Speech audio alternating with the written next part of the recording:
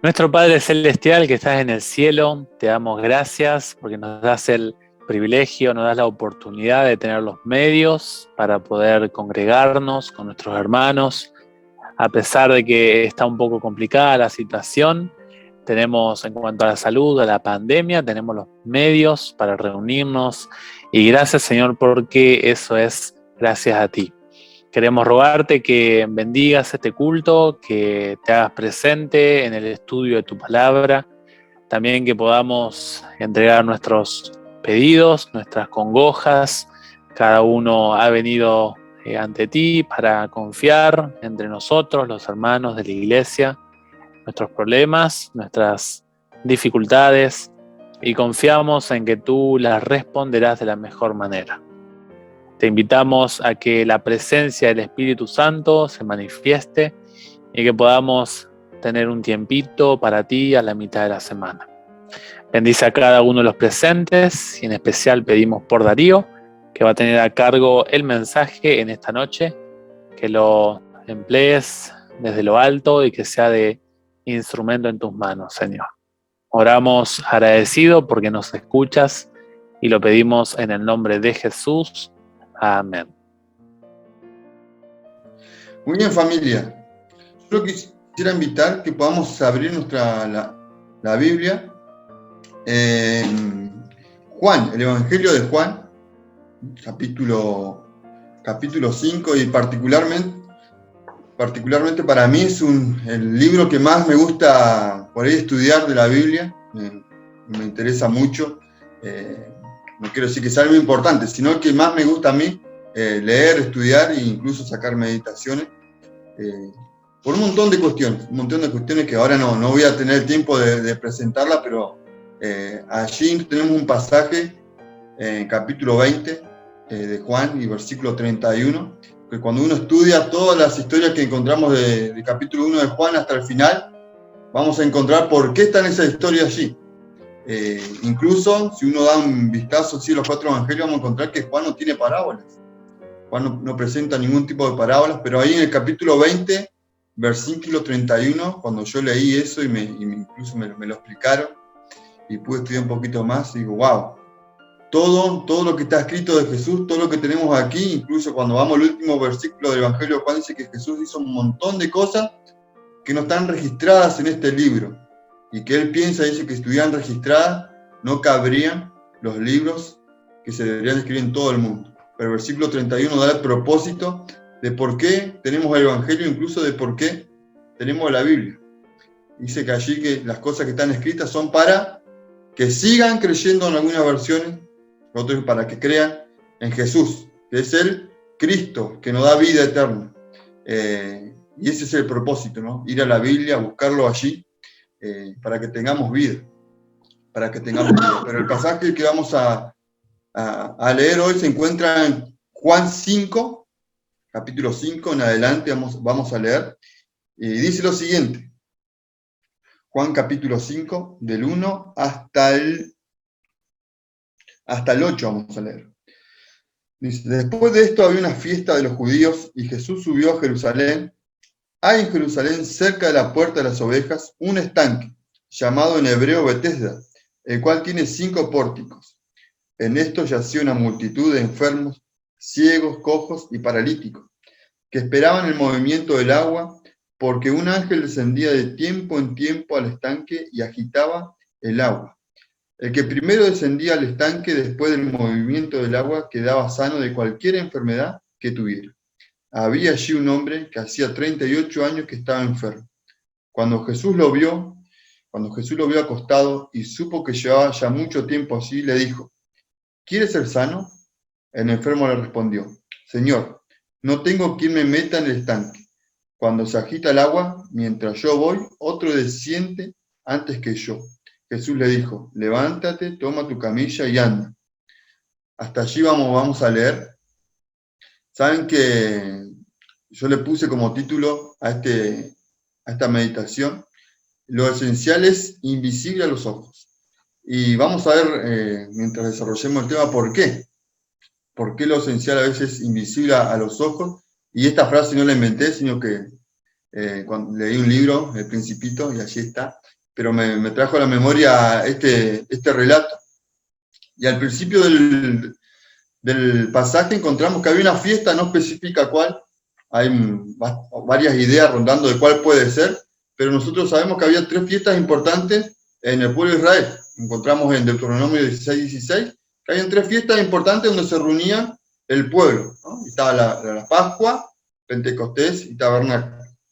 Capítulo 2 nos dice que allí estaba una fiesta que fue la Pascua, en el 7 la fiesta de los tabernáculos, y muchos creen que esta fiesta, como en el 2 y en el 7 especifica, esta tendría que ser la de Pentecostés. Pero no hay nada cierto. Mayormente los estudiosos se tiran por decir que era la Pascua nuevamente. El comentario bíblico adventista también da ese indicio de que la fiesta que estamos aquí presentes es la fiesta de la Pascua. Pero no hay nada aciertas, ¿no? Y cuando yo le puse este título me acordé de algo que me pasó a mí. Saben que en un tiempo me gusta un poco la fotografía, pero muy, muy amateur. Y me había comprado, le decía a mi señora, quiero comprarme una lamparita. Y no había poner lamparita, así que agarré y bueno, me la voy a hacer yo.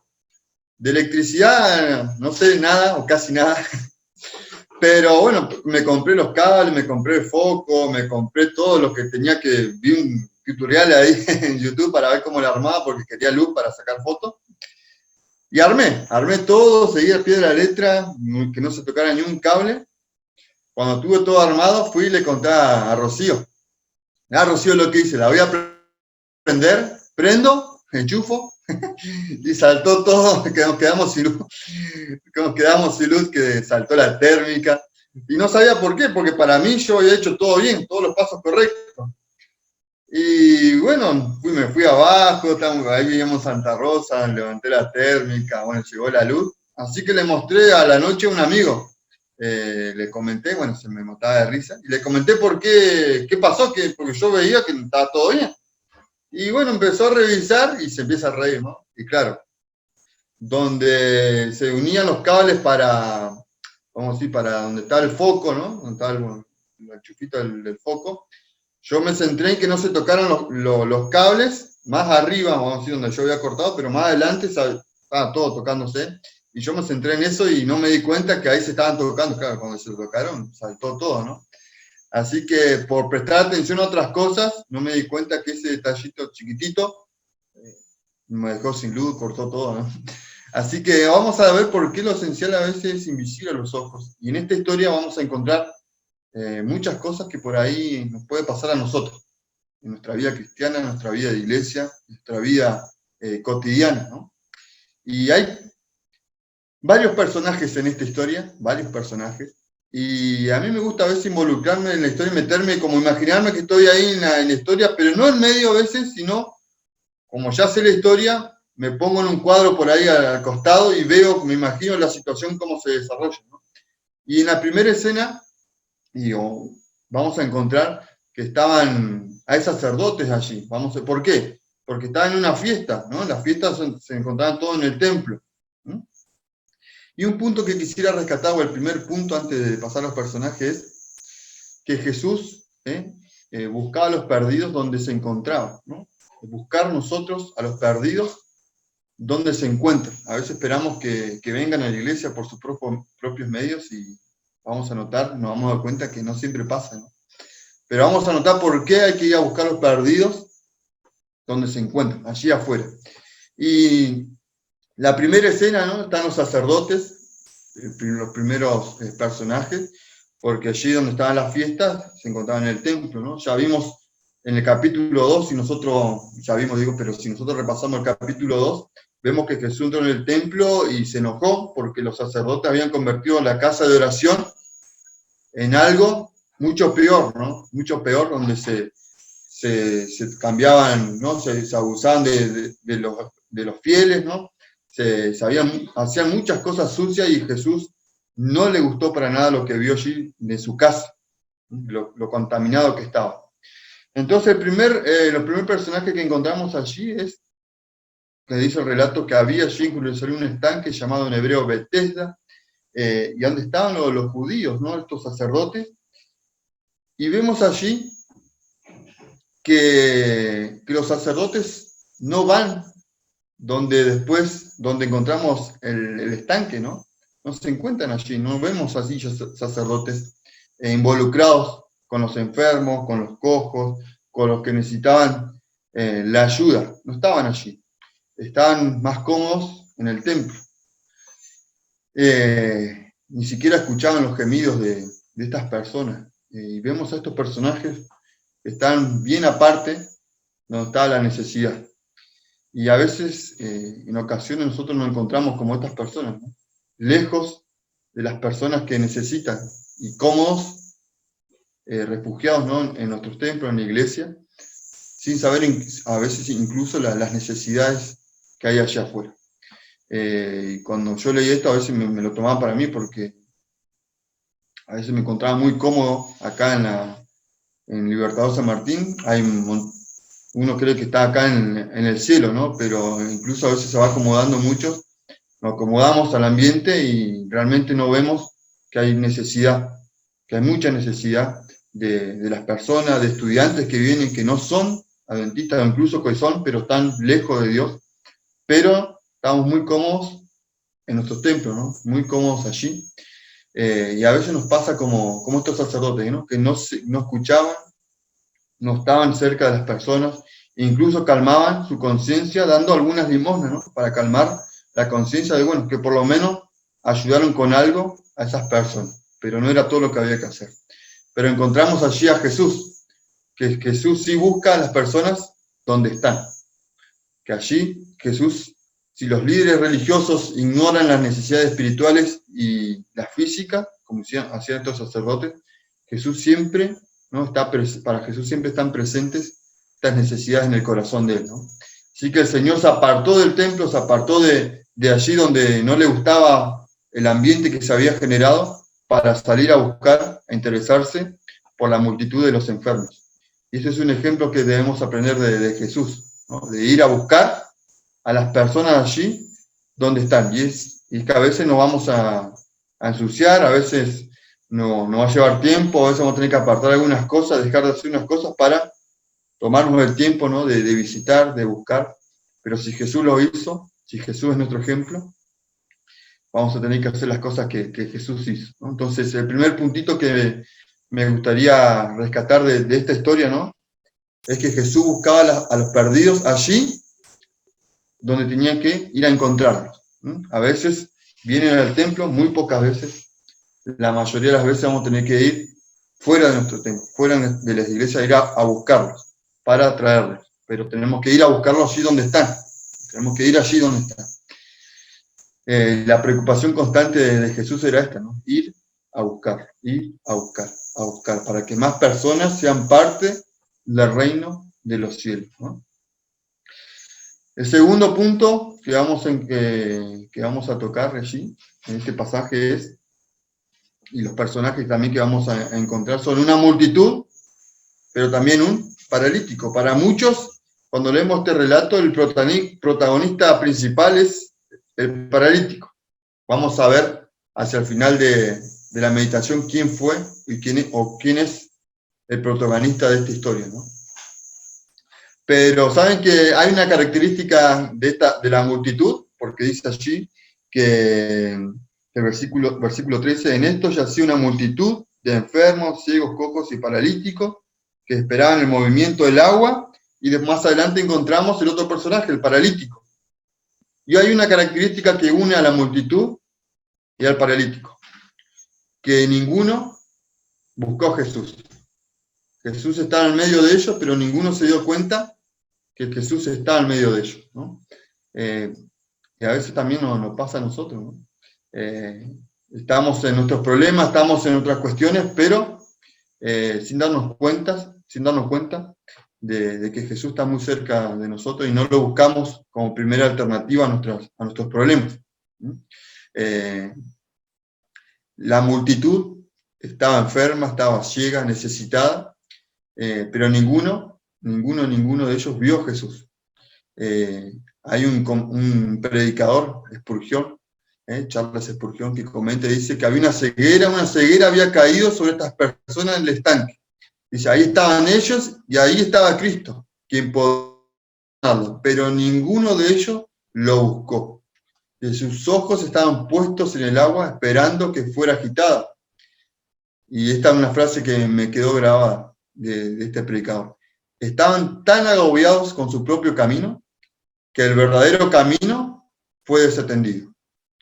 Y a veces nos pasa a nosotros eso, que estamos tan agobiados, tan preocupados por nuestro camino, por nuestra vida, que desatendemos el verdadero camino, nos olvidamos de Cristo, ¿no? Nos olvidamos de Cristo, nos olvidamos de buscarlo a la mañana, de buscarlo a la noche, de buscarlo en cada situación que aparece en nuestra vida, nos olvidamos por completo.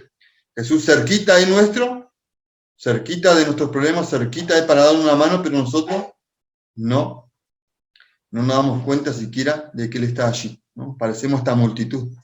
Y sigue, comenta él, Spurgeon, que se imaginaba también a estas personas allí, esperando alrededor de las aguas del estanque que se moviera, todos ellos esperando, en vez de mirar a Jesús.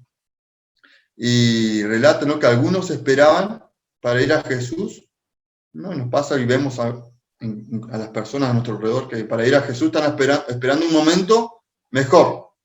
Me pasó aquí en la campaña, ¿no? Cuando estudiamos la Biblia, ya veíamos que las personas estaban preparadas, conocían, y le preguntamos, por lo menos yo le preguntaba, ¿qué le impedía ir a Cristo, ¿no? Entregar su vida a Cristo? Y nos decían, no, más adelante, ¿no? Ahora no, más adelante, más adelante. Y Spurgeon comenta, ¿no? Algunos están esperando una temporada más conveniente, ¿no? Cuando quieren arreglar su vida, cuando piensan que tienen que estar mejor preparados. Dice, algunos esperan sueños, visiones, dice, algunos esperan unas señales o maravillas, otros esperan que se los obligue allí a ir a Jesús, un avivamiento, sentimientos particulares, pero siempre esperando, pero nunca yendo a Jesús. A veces nos encontramos como la multitud. Y seguramente si uno ve su vida, ve a sus seres queridos, va a encontrar que hay muchas personas que están como la multitud, esperando una mejor ocasión para ir a Jesús. Y Jesús ahí, en medio de ellos, para rescatarlos. Y vemos también el paralítico, que como le dije recién, para muchos es la parte central de este relato, ¿no? Vemos un hombre que hace 38 años que yacía allí enfermo en el estanque, esperando que se mueva el agua para ir, sumergirse, pero nada de eso lo sanó, porque no podía moverse. Tenía la esperanza de sanar si se metía allí, ¿no?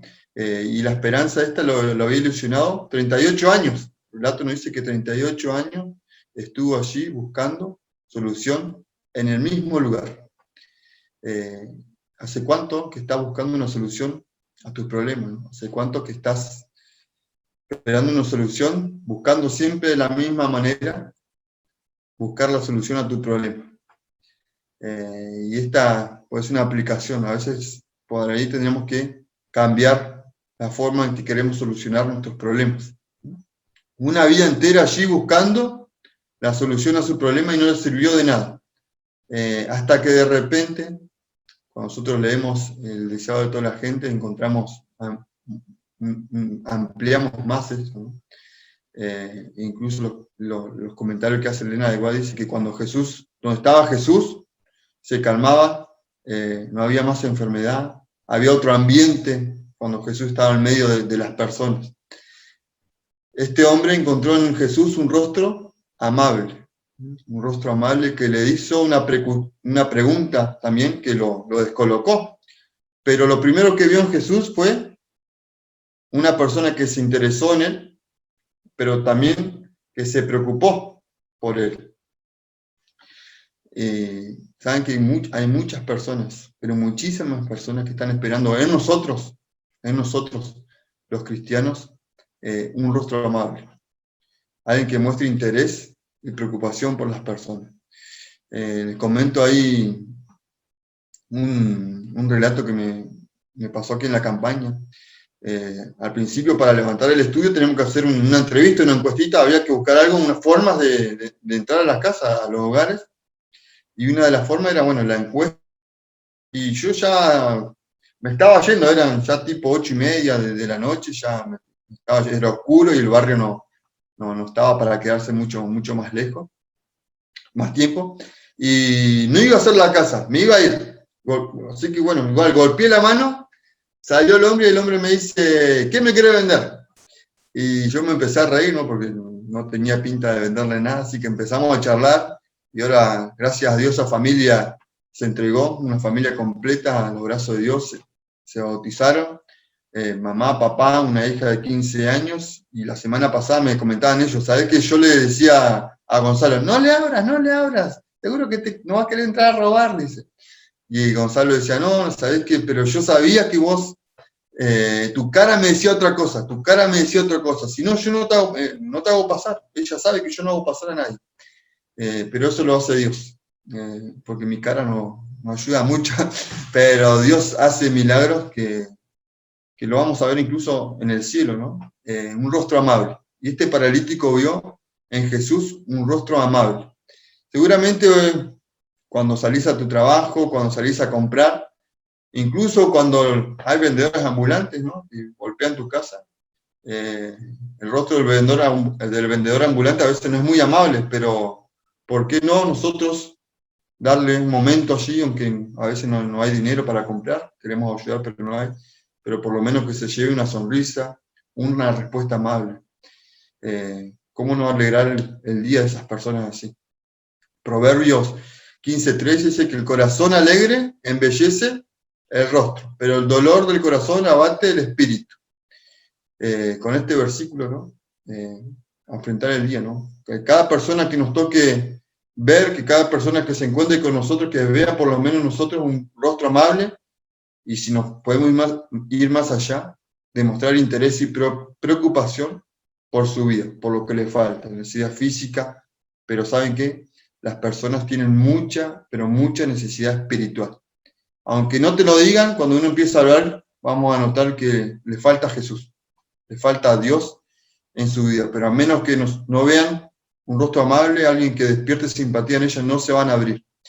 Y el paralítico se abrió a Jesús, porque vio en Jesús un rostro amable. Y saben que en este encuentro hay una particularidad de Jesús, que una capacidad que tiene Jesús y que incluso le podíamos pedir nosotros a Jesús que nos la dé, que Jesús tenía la capacidad de ver en la multitud la importancia de cada individuo, que para él no eran una multitud, sino que eran individuos que necesitaban de él.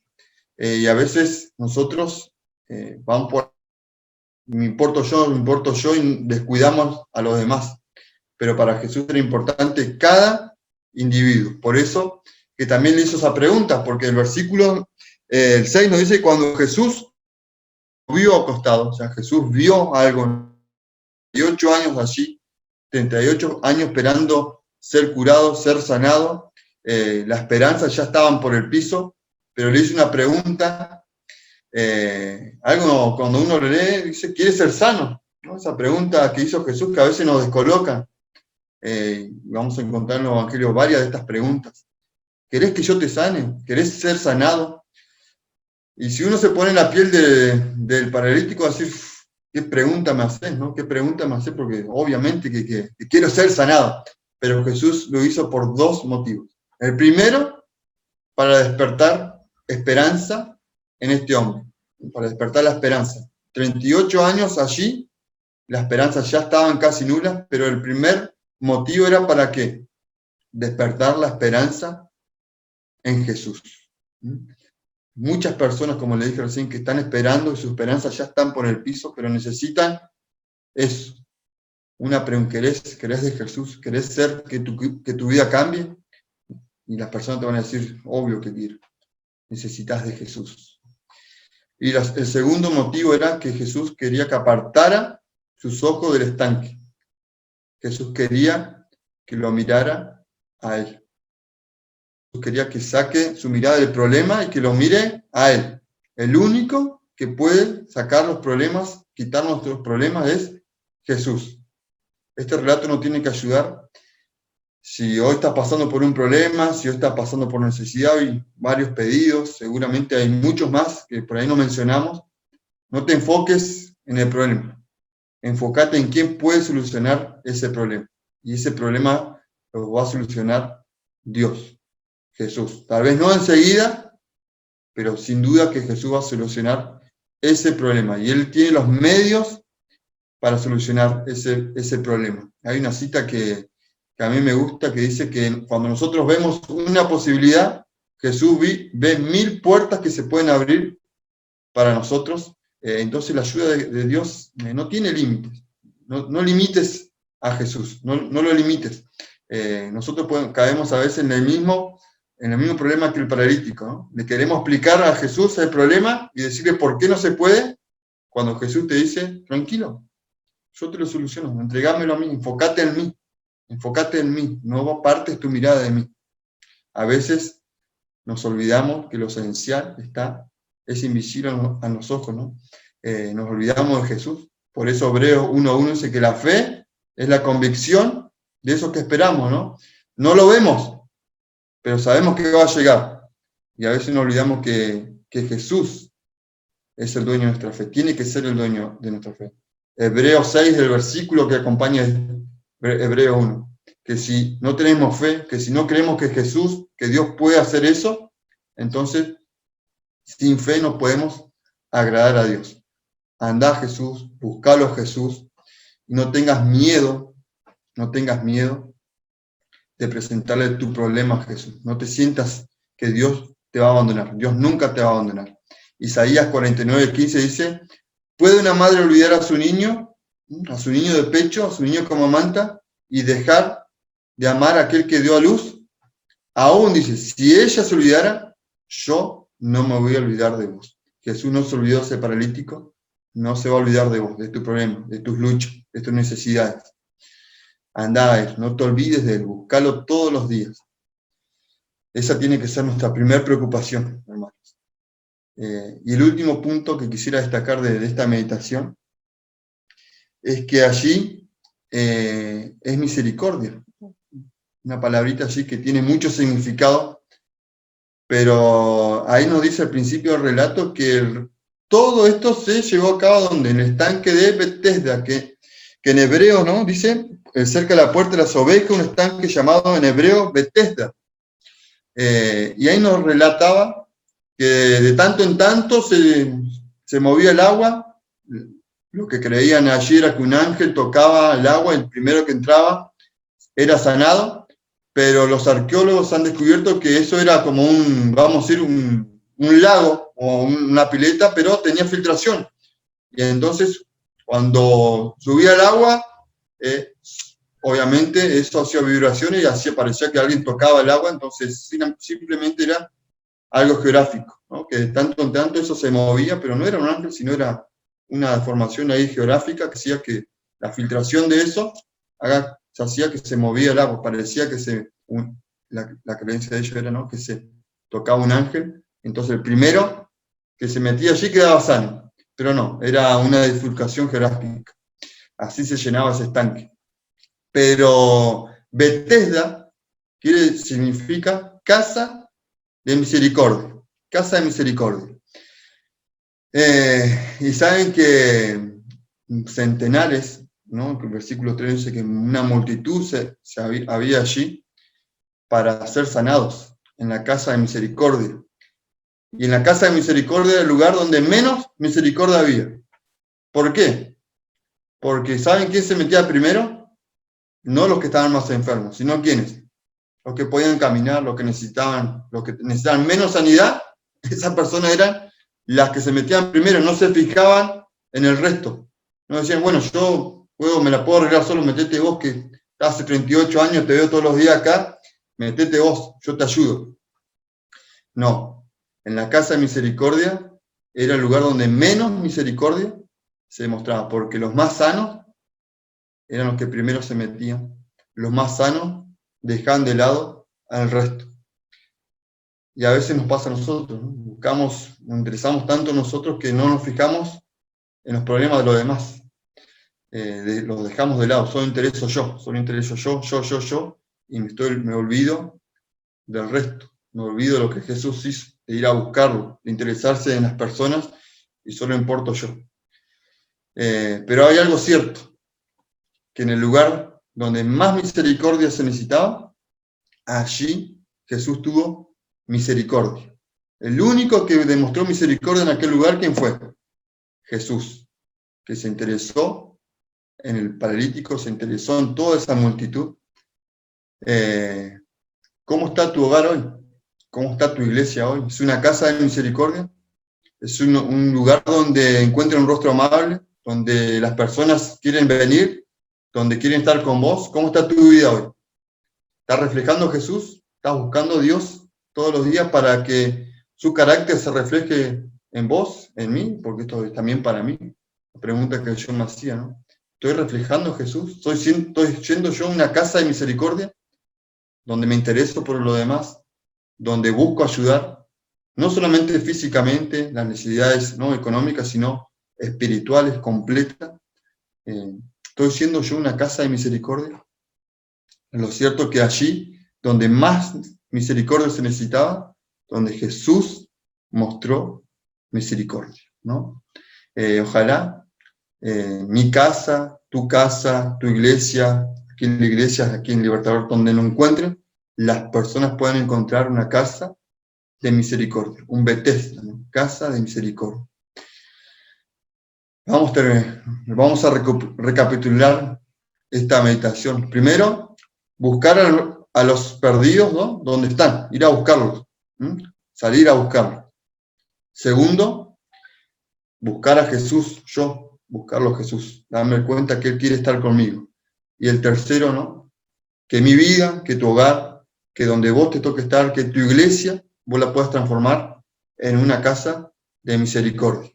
Donde todas quieran venir, donde la gente se amontone para poder encontrar allí a Jesús.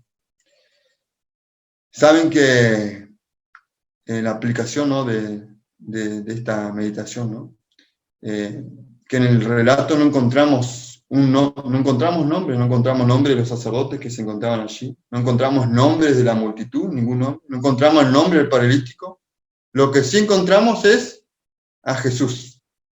El protagonista de esta historia es Jesús. Jesús saliendo del templo, buscándolo. Jesús en medio de la multitud y Jesús allí en el estanque de misericordia. Jesús, Jesús, Jesús. Jesús tiene que ser lo primordial en mi vida. Tiene que ser lo primordial en nuestra vida, en nuestra iglesia.